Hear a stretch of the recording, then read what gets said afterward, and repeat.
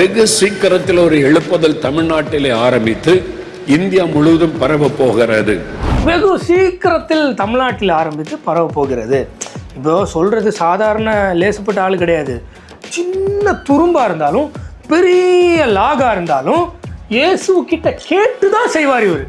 அதன் பிறகு இந்தியாவிலே ஒரு குழுக்கள் வரப்போகிறது. அதுக்கப்புறம் தான் இந்தியன் ரிவைவல் ஆரம்பிக்கும். ஆப்பிரிக்கா தான் ஃபர்ஸ்டா, அதுக்கப்புறம் தான் இந்தியன் ரிவைவல் ஆரம்பிக்குதான். இதை கர்த்தர் சொன்னாராம். இப்போ ஏற்கனவே மோகன்சி தமிழ்நாட்டில் சென்னையில் தான் ஆரம்பிக்குதுன்னு கர்த்தர் சொன்னாருன்னு போய் சொன்னதும்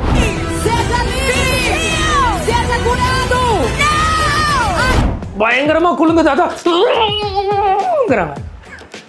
எழுப்புதலாம். என்ன மோகன்சி பால்நகரன் அவர்களே, இந்த வாட்டி நம்ம கேள்வி யார்கிட்ட கேட்க போறோம்னா மக்கள்கிட்ட. வாங்க கேட்கலாம். கடைசியில் தான் கேட்பேன்.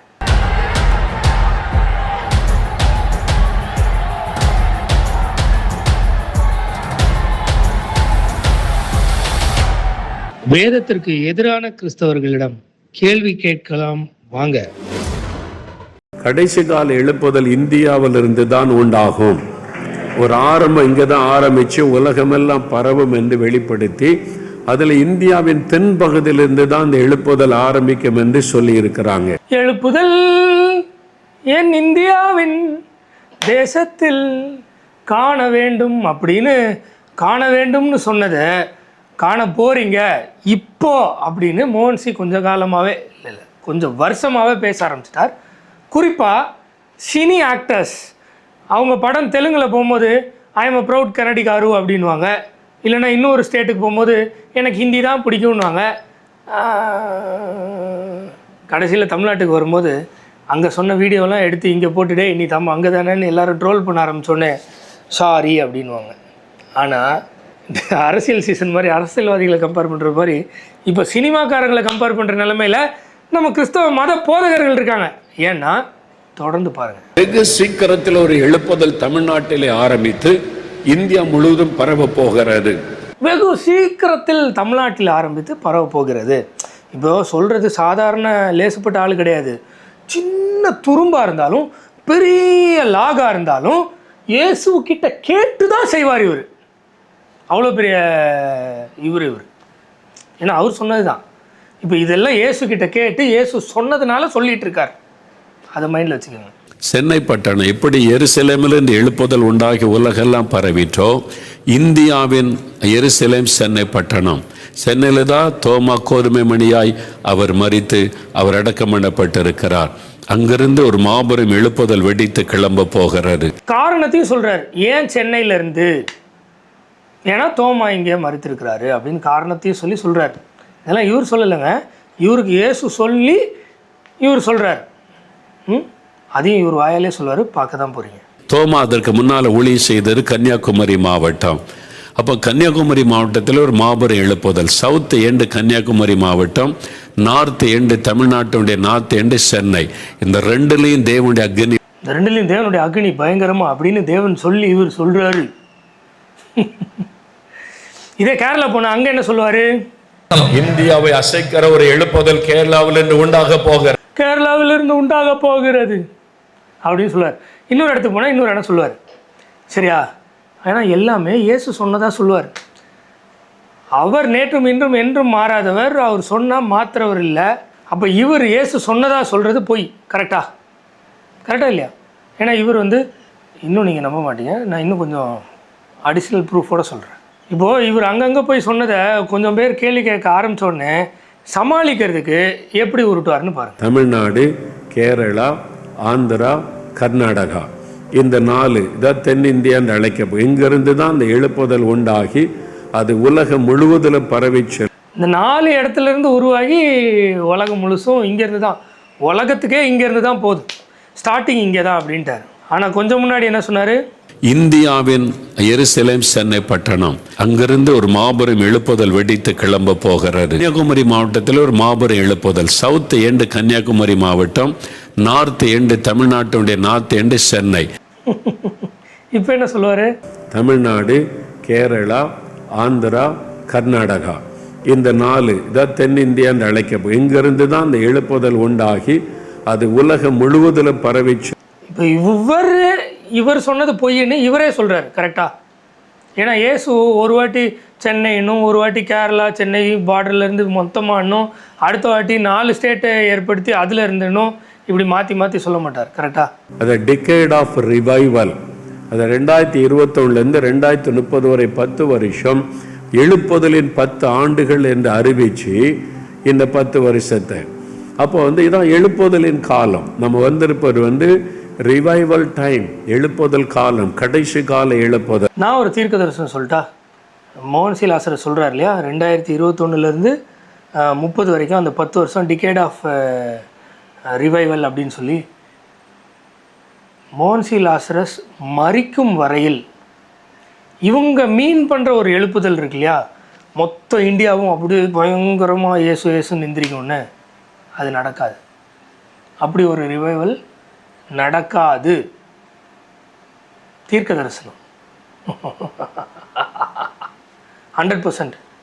மோகன்சி இறக்கும் வரையில் இவர் சொல்லுகிற இந்த டிகேடு, அது 2030 இருக்கலாம், அதுக்கு முன்னாடியே இருக்கலாம், இல்லை அதுக்கு பின்னாடி கூட இருக்கலாம்.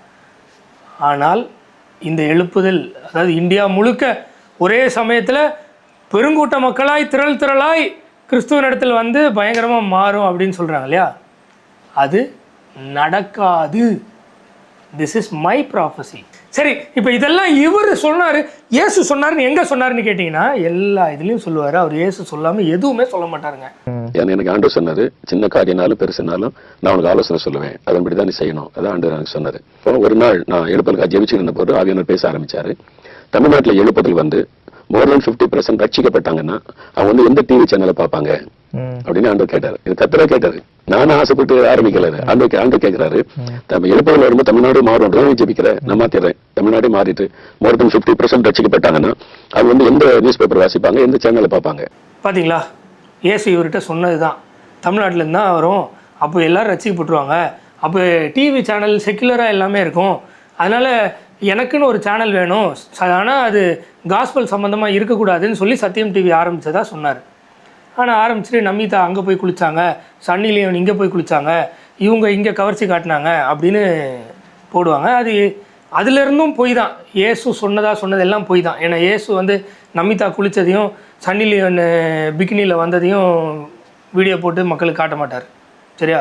ஸோ இவர் வாயை திறந்தாலே போய் தான் அப்படின்னு எனக்கு புரியுது. உங்களுக்கு புரியுதான்னு கமெண்ட் பண்ணுங்கள். சரியா? இப்போ இவ்வளோ தூரம் இவர் சொன்னது இவருடைய கூற்றுக்கே கான்ட்ராடிக்ட் ஆகுது, அதனால இவர் பொய் சொன்னாருன்னு பார்த்தோம்.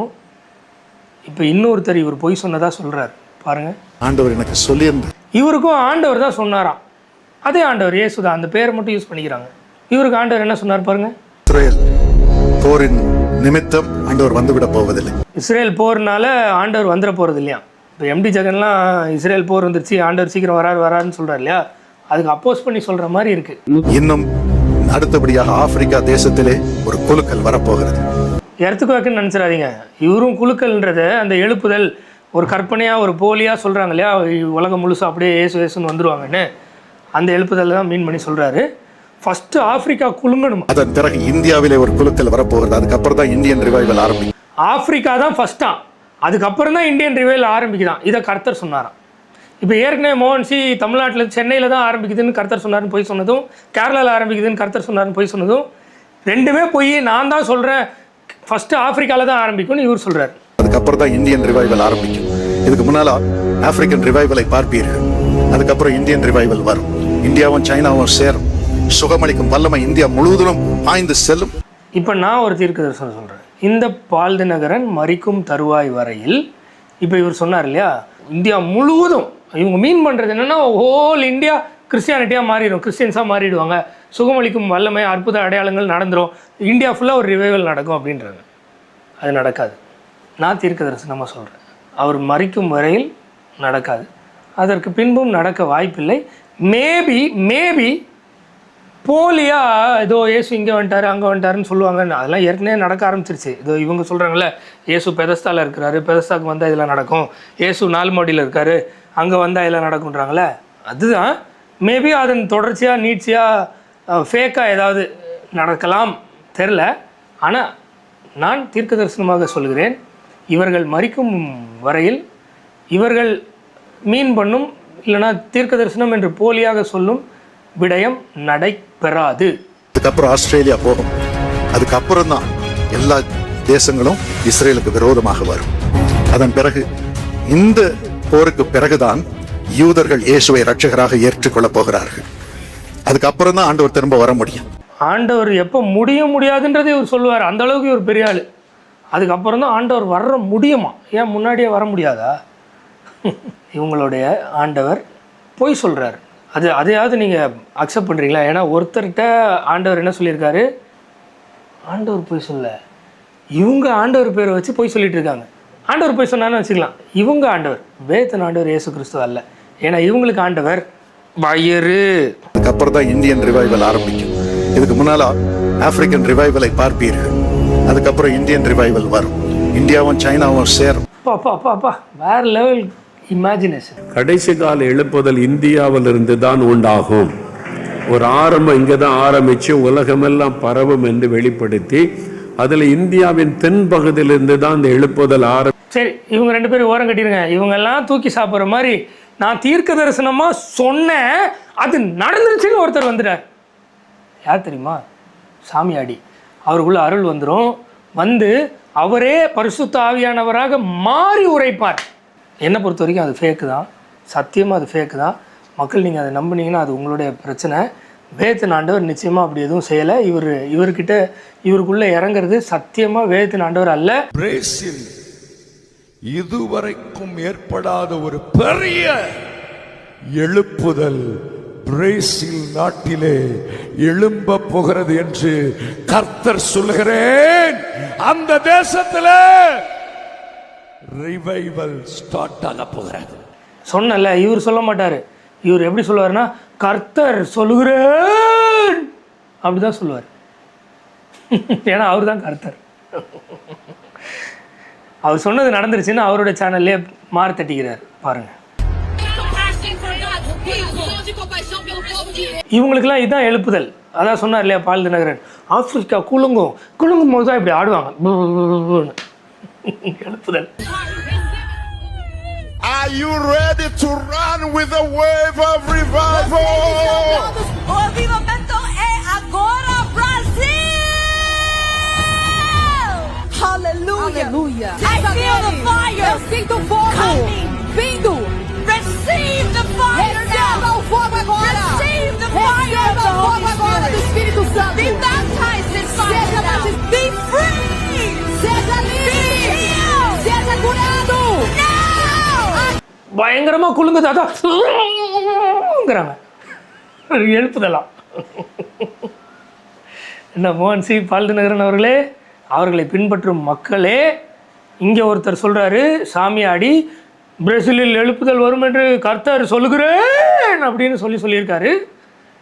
அது நடந்ததாகவும் சொல்கிறாரு.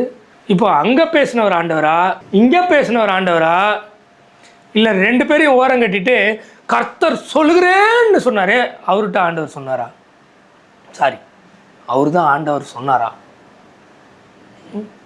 மக்கள் நீங்கள் டிசைட் பண்ணுங்கள். எனக்கு நல்லா தெரியுது இவங்க 3 பேருமே போலியாக ஆண்டவர் பேரை யூஸ் பண்ணி வாய்க்கு வந்ததை உளறிட்டு ஆண்டவர் சொன்னார்னு போய் சொல்கிறாங்க. நீங்கள் என்ன சொல்கிறீங்க? ஆமாவா இல்லையா? கமெண்ட் பண்ணிங்கன்னா நான் தெரிஞ்சுக்கிறேன். அப்புறம் லைட்டாக அந்த பிரேசில் ரிவைவில் பார்த்துட்டு போயிடுங்க. Em nome de Jesus!